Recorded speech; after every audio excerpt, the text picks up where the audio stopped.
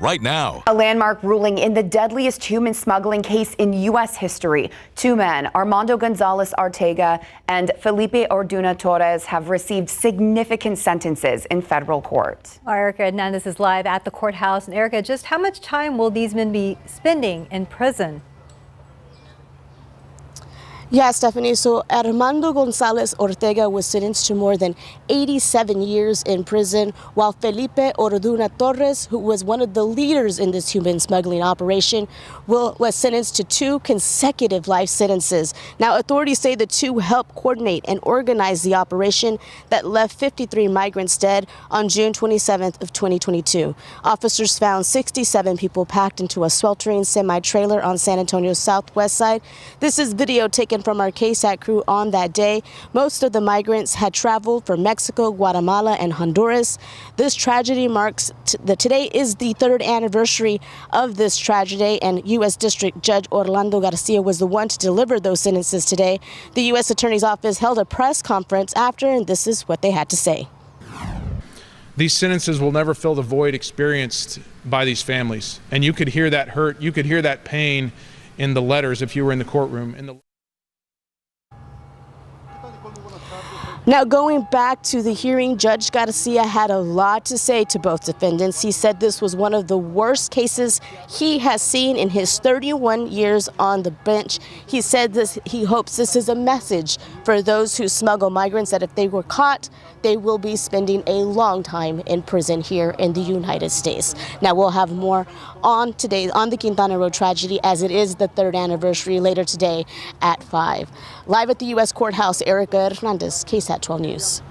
All right, thank you so much, Erica. Well, new at noon, a man has been arrested and charged with a murder in 2024 East Side shooting. 57-year-old Terry Alonzo Johnson is accused in the death of 18-year-old Demarion L. Smith.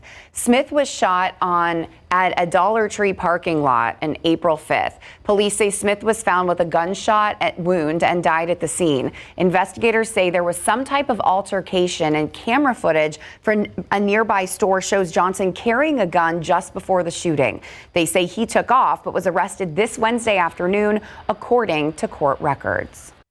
Well, Crime Stoppers is asking for help identifying suspects in a shooting that happened under a bridge downtown.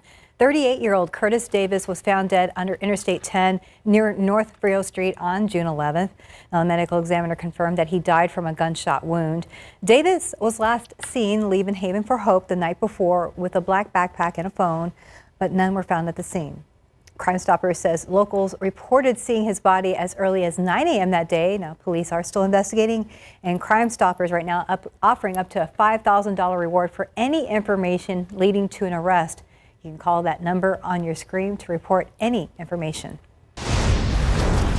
Heading outside with live cam, 87 degrees, a little bit warmer than it was this time yesterday, and you can feel the humidity. What about rain chances? That's what we're all wondering. I know we have your favorite Toy Story clouds outside, and that's one indication, not necessarily a reason we're going to see the rain chances, but it also continues to help back up our reasoning with the potential to see some rain chances, similar to what we've seen the last few days. And take a look at Authority Radar. We're not tracking a lot of rain, and even then, it's going to continue to be similar to what we've seen the last few days, with the quick showers, quick downpours due to all that moisture coming up from the coastal plains near the Gulf and down towards Victoria. That's where we're tracking more rain chances right now currently, but even then, nothing really in San Antonio, just that extra feedback from the radar that we saw just even yesterday. We saw more accumulating rainfall totals.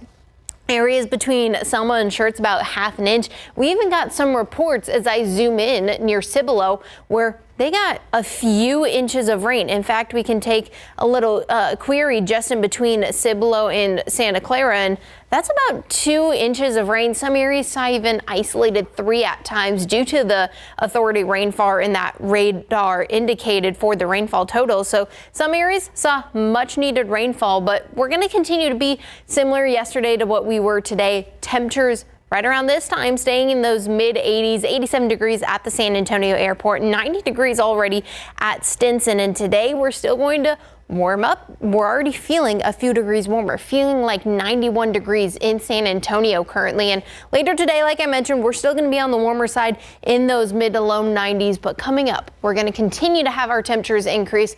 Plus, we also have some Saharan dust. I'll break all that down for you coming up in just a bit. Thank you, Shelby. Well, we have an update to a shooting that happened in southeast Bexar County. An Elmendorf police officer is set to be placed on administrative leave after shooting a man. Now, this all started yesterday around 5 p.m. on North 5th Avenue near Old Corpus Christi Road. Elmendorf police were responding for reports of a suspicious vehicle, so Chief Marco Pena says that's when an officer saw a man and woman trying to run away. Now, the officer chased after them, and Chief Pena says that's when the man pulled out a gun, prompting the officer to shoot him. Well, that man is in the hospital, and right now we are not sure of his condition. No one else was hurt.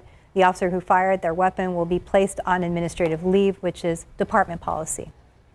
Well, a neighborhood is clear after San Antonio police spent roughly 6 hours blocking it off yesterday. Well, this happened because of a standoff on Westland Drive near Loop 410 and Marbuck Road, and it started around 6 a.m. yesterday morning. So the San Antonio Police Department says that several suspects were trying to break into a car when the owner of that vehicle saw them, and the suspects pulled the gun and then got away. Officers tracked them to this house on Westland. A spokesperson for the department said at least 3 people were arrested as of yesterday. SAPD says the house is at the center of the standoff, had been on their radar for some time.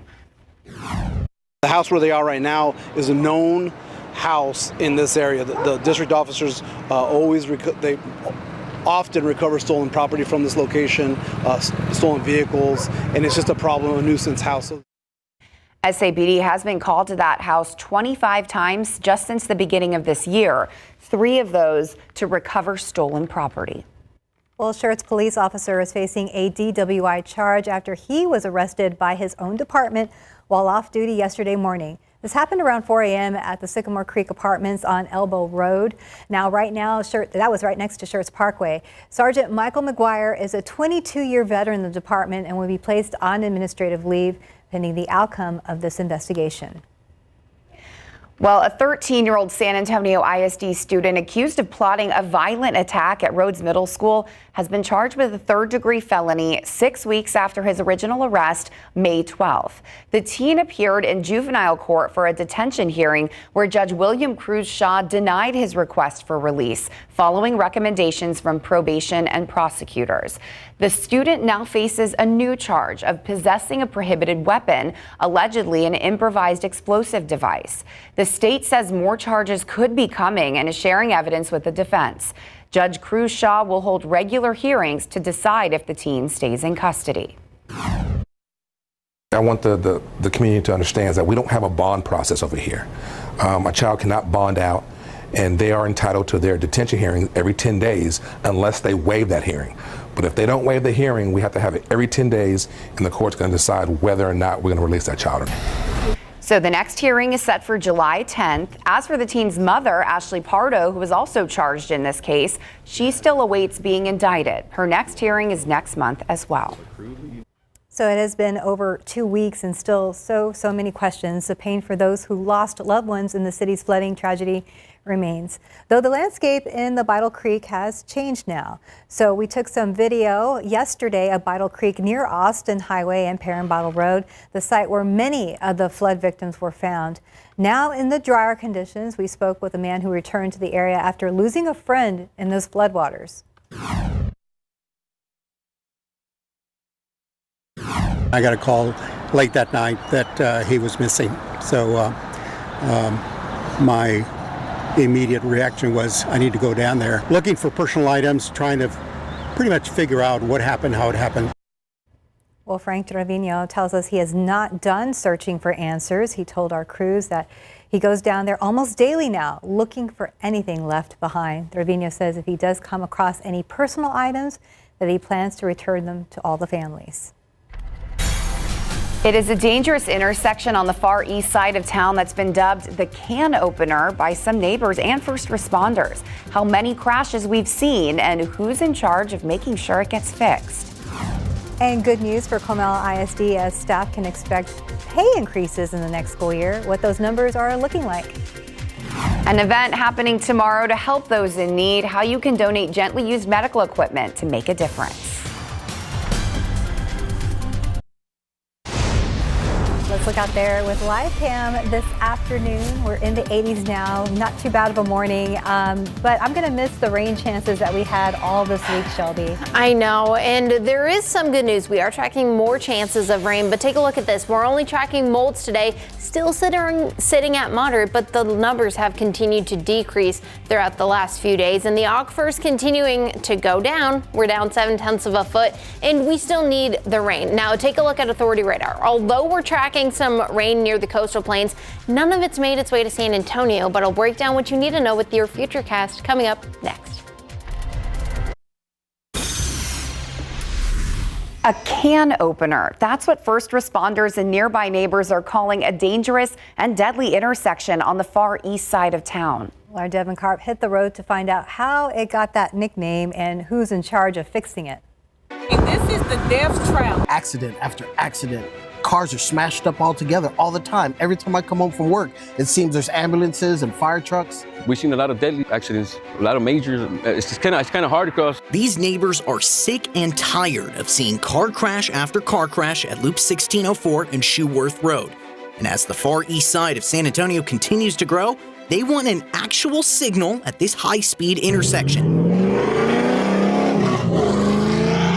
When you first stand at this intersection, there's a few things you're going to notice. If you take a look at the ground, you're going to see plenty of broken glass, shards of plastic, pieces of cars that have come off because of crashes. Check out the damage it's done to the top of this stop sign that's had to be re-put up to the top, and the damage it's done to this pole, the dent, the black scratches. I was able to speak with a first responder off camera who told me every time they have to cut someone out of their car here, they put a tally on this pole. Check out all the numbers. It's given this intersection the nickname of the can opener.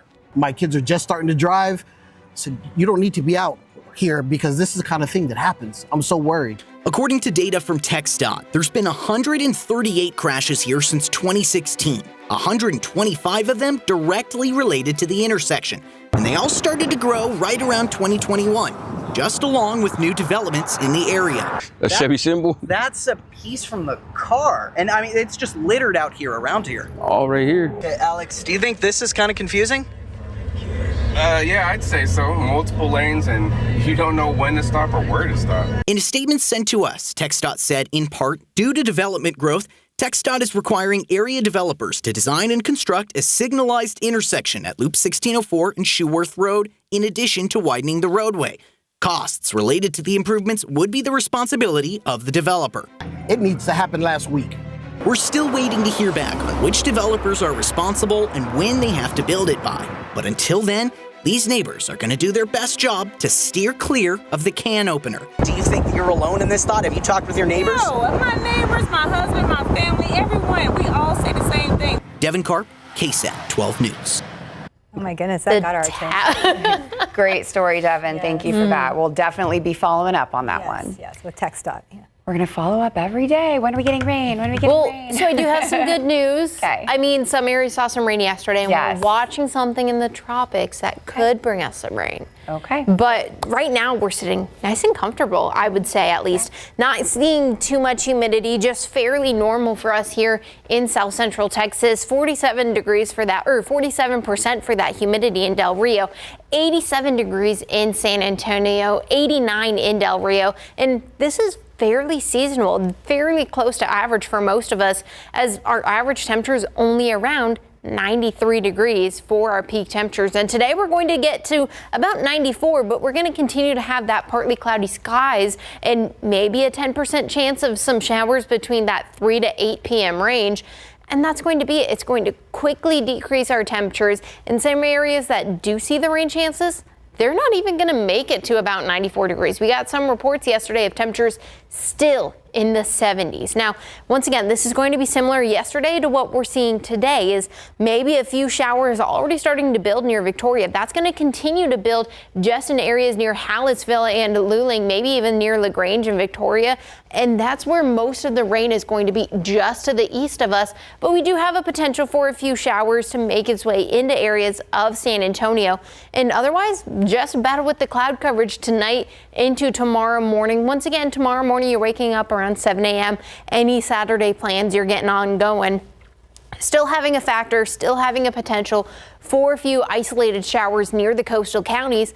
And once again, similar afternoon tomorrow. Most of the showers and storms will just be to the east of us. A few showers can start to pop up near Beeville, but ultimately going to quickly diminish as that sun starts to set. Now, how much rain are we going to see with that? Plus, we're watching something in the tropics. I'll get to that in just a second. Rainfall potential over the next 7 days, we can see anywhere from 1/4 of an inch, maybe even some isolated inch for that rainfall totals. But like I mentioned, we're tracking something in the tropics. This is a look at the visible satellite and radar down near Cancun and near the Bay of Campeche. That's where we're tracking, and we're in the National Hurricane Center this morning, but about a 20% chance of development as it continues to go into the Gulf over the next 7 days. Now, that's just the Atlantic side. We are tracking another system, about a 90% chance just on the other side of Mexico, but all of that moisture has the potential to make its way into south central Texas, especially because temperatures are already on the warmer side. Most of the temperatures in the Gulf sitting in those 80s, 83 right in the middle of it, 84 as you get closer to Houston. And if this were to form, this would then be Barry, but we'll keep you posted on the latest track of that. And we still have plenty of season to go. Remember, peak Atlantic season for us in south central Texas doesn't come till August, September, and even October at times. So before we deal with that, we just have to deal with some Saharan dust, and I'll break that down of what you can need to know and how it can impact your allergies coming up in just a bit later on, guys. All right, thanks so much, Shelby. Well, June is Pride Month, and events are happening this weekend before it ends. What you need to know before you head to these events. A cereal drive to raise awareness and also help address hunger concerns here in San Antonio. The San Antonio Food Bank and local hospitals are coming together to help families in need.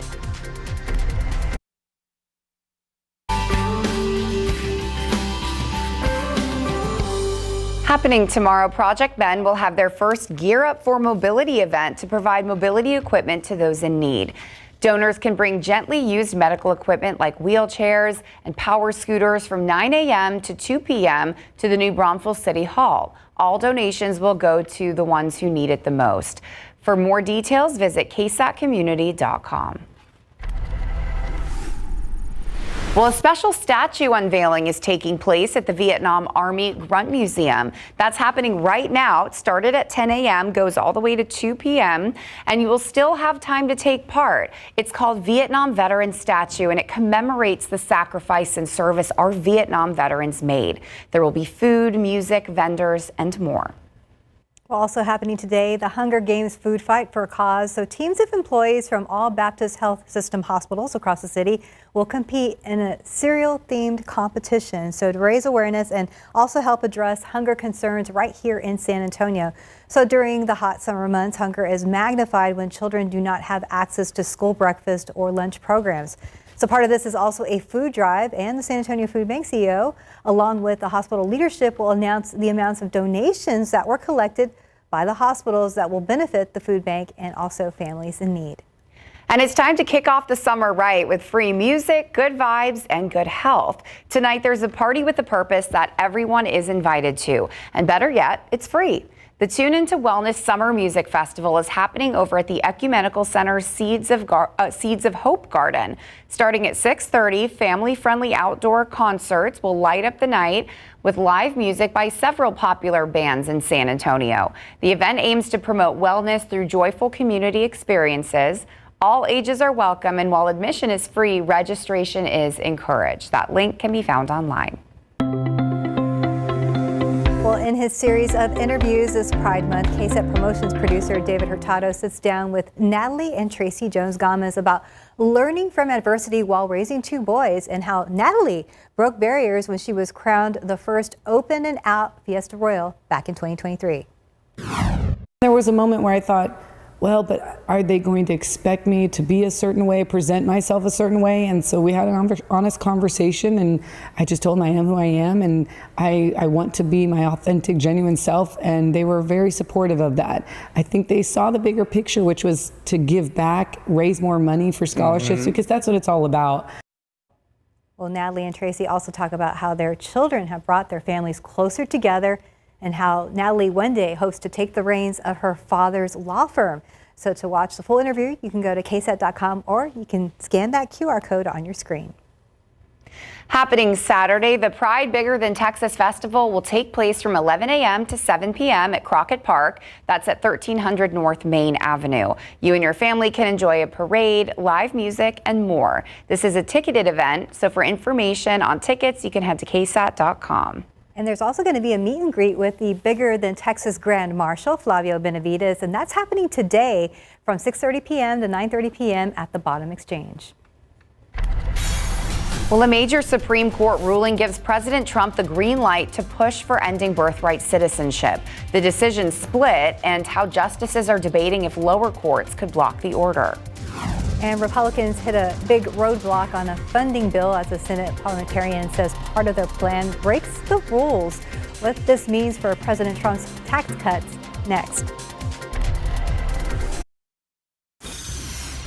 Well, there's good news for Comal ISD as a board approved pay raises for all teachers and staff. The raises are part of the district's $341 million budget for the 2025 and 26 school year, funded by Texas House Bill 2 and the Teacher Retention Allotment, or TRA.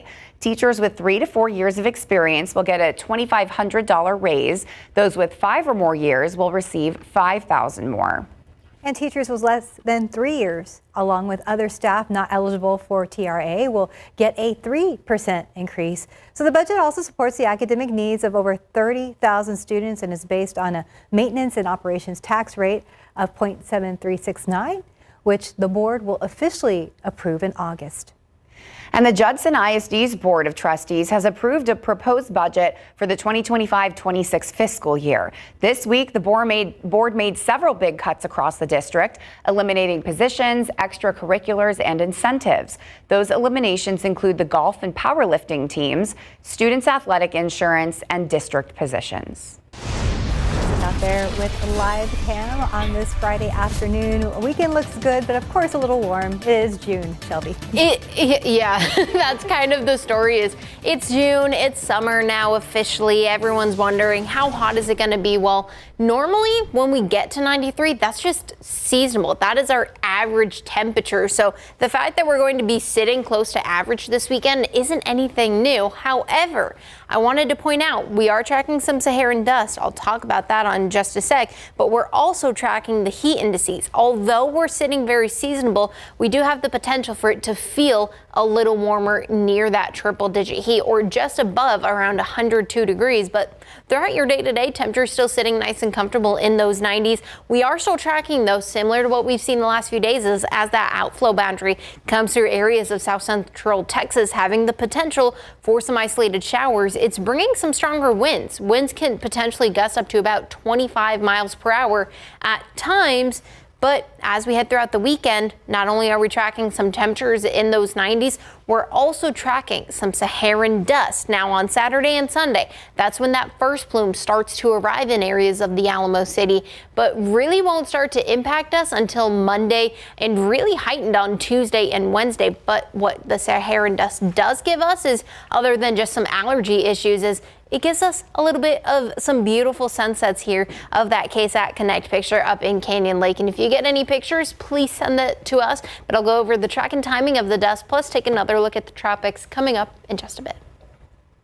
Thank you, Shelby. Well, in a massive win for President Donald Trump, the Supreme Court ruled that he can move forward with implementing the birthright citizenship, and that decision was 6-3. Split along ideological lines, the justices focused on whether district courts had the power to stop that executive order from taking place. ABC's Perry Russum is at the Supreme Court. In a monumental case before the Supreme Court, the justice is ruling President Trump can move forward with implementing the end of birthright citizenship. The High Court today focusing on whether district courts have the ability to issue nationwide injunctions on Trump's executive order. Thanks to this decision, we can now promptly file to proceed with numerous policies that have been wrongly enjoined on a nationwide basis. The decision 6-3, split along ideological lines. Justice Amy Coney Barrett with the opinion of the court writing, universal injunctions likely exceed the equitable authority that Congress has given to federal courts. Justice Sonia Sotomayor writing in dissent, no right is safe in the new legal regime the court creates. Birthright. That's a big one. President Trump signing the controversial executive order on day one of his second term, limiting U.S. citizenship only to children born in the U.S. to lawful permanent residents, ending a right that's been guaranteed by the Constitution for more than 150 years. Federal judges in 3 states ruled the ban on birthright citizenship violates the Constitution's 14th Amendment, issuing nationwide injunctions, blocking it from going into effect. The Trump administration then making an emergency appeal to the Supreme Court. During oral arguments in May, the administration argued the federal judges overreached their authority. This was only about whether the district judge could enjoin the enforcement of that nationwide. What we'll now see is the actual question of what the 14th Amendment means, whether a president acting alone without Congress, without an amendment to the Constitution, can change our understanding of how we've implemented that for the last 150 years. Beyond this case, the decision could have wide-ranging effects on other actions Trump has taken that have either been limited or stopped altogether by district courts. That includes mass layoffs and funding freezes. Perry Russum, ABC News at the Supreme Court. Well, Republicans also wanted to pass a huge funding bill before July 4th, but hit a roadblock. The Senate parliamentarian ruled that a big part of the Senate Finance Committee's plan breaks important Senate rules. The parliamentarian said the proposal can't be fast-tracked with a simple majority vote because it doesn't meet the guidelines. The main issue, the Republicans plan to raise provider taxes, pushing states to fund Medicaid more so the federal government could cut billions from that program. Now, Republicans may have to find another way to pay for President Trump's huge tax cuts and domestic policy bill. Well, we have a safety alert. A walker may be dangerous for babies, plus a child's helmet that might not be safe, and a cot that could pinch your fingers. Avery Mura has the details for this week's Recall Roundup. Parents, watch out for this. Around 1,500 baby walkers are being recalled by Boyro Baby because they may not meet the U.S. government's safety requirements and could pose a serious injury risk. Even though no injuries have been reported, the CPSC says you should stop using them. They were sold exclusively on Amazon. Contact the company to get your money back. Bell Sports is recalling more than 31,000 bike helmets for kids because they might not be enough protection in a crash. No injuries have been reported. These were sold at Walmart, Target, Academy, and online on Amazon. Contact the company to get your money back. And check on this before you go camping. More than 228,000 camping cots and suspension stretchers are being pulled by the Coleman Company because the backrest can pinch your fingers. These were sold on Amazon and at Walmart stores. The company has gotten 7 reports of this happening, including 2 fractures. If you have one, stop using it and contact the company to get a free repair kit. You can learn more about these and other recalls on our website, KSAT.com. Avery Mura, KSAT 12 News. From rising prices to hidden treasures, more families are turning to thrift stores to save big. How secondhand shopping could put money back in your pocket. And you may remember this man. He ran 7 marathons over 7 continents in 7 days. Well, now he's looking to break a new record at the North Pole. We're going to tell you how he's doing it. And she turned her pain into purpose. After loss and heartbreak, we get a first look at how a San Antonio mom found healing by helping others.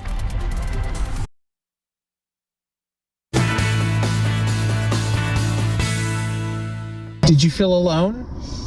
A lot of times I think I did. A lot of times I did. It wasn't until actually the past maybe 5 years of my life that I realized that I don't have to do it alone or feel alone. This week on Pickup Lines, the full story of a local woman who has helped countless numbers of people as a therapist, counselor, and coach. Jeanette Lira made the decision to do that after 13 years ago, after the painful divorce and death of her younger brother. Today, she is a single mother and is writing a new book about her life and journey. The entire conversation of Pickup Lines is on KSAT.com, our social media platforms, and the free KSAT Plus app. Just search Pickup Lines. Look out there with life. And I was going to say, Shelby, next week we have to prepare for that dust behind you. Yes, and enjoy the beautiful blue skies while they're here. Starting this weekend, we're going to start to see a very light layer of some Saharan dust return to areas of Texas. And this is next Wednesday. That plume's already leaving south central Texas, but leading up to Wednesday. That's where you see those darker colors can have an impact for the Alamo City. I'll break that down. Plus, I'll take a look at your early 4th of July forecast coming up after the break. With the cost of basically everything going up in the tariff wars, families are turning to secondhand stores. Our Patty Santos introduces us to a couple in Universal City who is turning their thrift store into a resource for families who are struggling with this economy. Nathan and Melissa Weir, and the business is the Thrifty Hippie Community Thrift Store. The couple says an average of 150 people visit their chic vibes daily. All our clothes are $350, and we have it designed kind of like a little boutique, but it's donations. It's a happy vibe. It's a boutique-y vibe. We just like people to come in and it be nice for them. Just because it's a thrift store, it doesn't have to be not appealing. Melissa and Nathan opened the nonprofit store in Universal City a year and a half ago. So you guys saw that there was a need. What was that need? Oh, just so many people that couldn't afford to shop at regular stores and even some thrift stores, and so we wanted this to be a place that anybody could afford to shop. You did some research on exactly where to put them. I did a little research on the internet just on average income in kind of the area around where we lived, and in the Schertz, Universal City, Cibolo. This is kind of one of the lower income areas. It's become more than just a thrift store. It's a community gathering for art, prayer, and a resource center. This is our little food pantry we have for people when they come in, and anybody's welcome to this, any seniors or any families.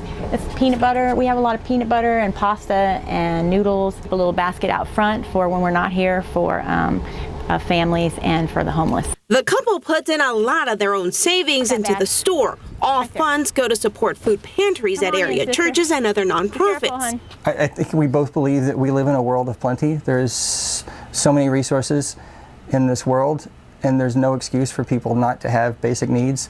The costs are kept low. Most items are under $6, but don't take advantage of their kind hearts. You know the price of these things, right? Oh, absolutely. We do have some limits on how much of each item that we'll sell, because we want our clothes to be used by people who need them at $350, not necessarily purchased and sold for $100 online, because then all the work that we do to get that item doesn't go towards our mission. It goes to make somebody a bunch of money. Patty Santos, KSAT 12 News. Well, I know it doesn't, this Saharan dust is like, it's kind of different, because if you don't have a lot of asthma, I know it's not going to be really hard. Yeah, it's really not going to be as hard hitting for some of us. And then you do have this beautiful sunset. So there's kind of like a pros and cons. Definitely also going to want to see the car wash lines next week too. True. Might be a little busy. Settle. Yeah. Yes, that's always the first thing is how I know if there's any pollen or if there's any dust. I just look at my car when I go outside. Yep. And like we've been saying, is the Saharan dust is going to start to arrive this weekend, but ultimately it's going to arrive next week for the plume. Take a look at the forecast headlines. We've told you about the less coverage on the rain chances over the next few days, just some quick pop-ups, but otherwise we're going to start to see some noticeable dust next week, really starting this weekend, having an impact on your cars, having an impact for your sunsets, and even if you do have some health issues, especially the allergies or upper respiratory issues, definitely pay attention to this next bit, especially as that Saharan dust leaves. It's already the 4th of July next week, so the next big thing. We also are tracking that system in the Gulf. We're tracking the rain. This system is going to be, or this time I'm talking about the Saharan dust. Now, right as we've seen before, it's Saharan dust season. It normally happens around the middle portion of June, and we're getting those trade winds coming off Africa, and that's going to make its way into the Gulf. In fact, we're already starting to see a little bit of a plume in areas of the Gulf. And remember, we have that area of high pressure just in areas of Florida. So as a high pressure system continues to rotate clockwise, we're going to start to see all of that dust have an impact and that plume make its way into areas of south central Texas or even the Gulf Coast, stretching all the way from Brownsville through New Orleans, even into areas near Tallahassee, Florida, already starting Monday morning. This is when we're expecting that bigger plume of some dust arriving. And the good news is it's going to be fairly light by the time it makes its way inland in San Antonio, but it's going to be still light to moderate. So if you are and do have some mild allergies or health issues, please be cautious next week. But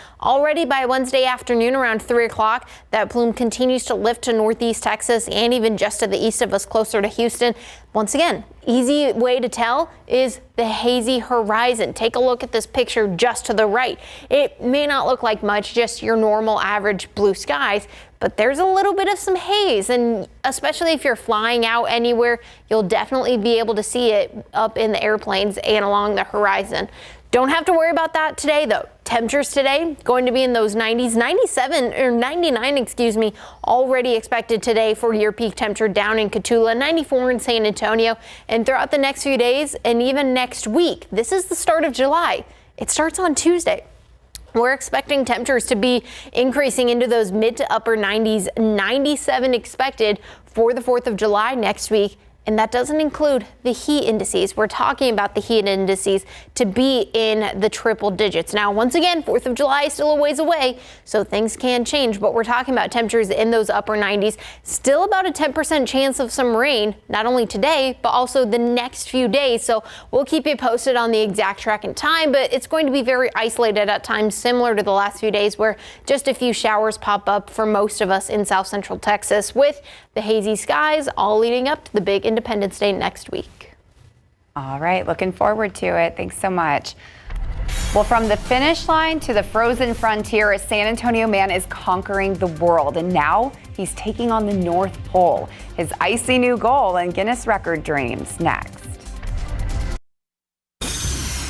Well, you may remember Paul Hallborn. He ran 7 marathons on 7 different continents in less than 7 days. So back in February, he actually won that men's division of the World Marathon Challenge. So now, as if that wasn't enough, Paul is looking forward to a new challenge of breaking a Guinness World Record next month for running the fastest marathon, all 26.2 miles in the North Pole. And from going to a lifestyle, from not running at all to getting back into fitness at the age of 40, Paul has been inspiring people all over the globe. Paul Hallborn putting the training in now for a marathon that he's planning to run at the North Pole. It's maybe like -10 Celsius, and you're going to be running on snow, on ice, and maybe even see a polar bear. Paul's not just planning on completing the marathon, he's looking to break a world record. You want to break a Guinness World Record when doing this? The record right now stands at 3 hours and 14 minutes, which was achieved last year. And I think I can break it. It's going to be difficult. I know on the flat I can break it, no problem. But this is in different conditions. Like I said, it's cold, it's windy, you're running on snow. For now, training means running in the heat until Paul can board the ship for the North Pole. On the way up there, the first 7 days, I'll run on the ship on the outside and try and acclimatize for the first 7 days before the race starts. From running 7 marathons over 7 continents in less than 7 days to his new challenge of running the fastest marathon at the North Pole, Paul Hallborn has been inspiring people all over the world who have been following his journey on Instagram and Facebook. Yeah, there's a guy called Tommy from Australia. He contacted me, him and his mother. At first I was really surprised, that they knew everything about the race, they'd followed everything. You got to race for something more than yourself. And to know that there's people there watching and you're making a difference in their life, not just your own, it's something what can really inspire you to get up and just keep going. And although Paul used to be a professional boxer in his 20s, he stopped exercising for about 13 years. So for him to get back into fitness at 40 years old has been nothing short of inspiring. What would you say to people, who are looking, maybe not necessarily to break a Guinness World Record, but to just get back out there? Get out there, start with a few mile. It doesn't have to be running either. It could be bicycling, it could be walking, it could be anything you want it to be. Just pick a challenge and it'll give you something to get up for, something to focus on. Well, just so you know, race day is actually next month, July 14th, and so Paul will fly out to Paris next week on July 5th, and then he flies to Norway, where he will set sail for the North Pole. And so he'll be on the ship for a few days and try to climatize his body and run on while he's on the way. Because genuinely, climatizing from summer in Texas to the North Pole is going to be, I think, the main feat. I think so. I think we know he can run. Yes, there's no doubt about that. The man can run. He said it'll be negative 10 degrees Celsius when he's out there. I can't even imagine, but wishing you the best of luck. We know he can do it. You can do it. You got this. We'll be rooting for you while we sweat. Yeah, here. And I know we're complaining about the hot. We'll be sweating it out. All right. Well, good luck to Paul, and we'll be right back. We're looking forward to this weekend. We know it's going to be warm. Yes. All right. Well, thanks for joining us today. Have a great day.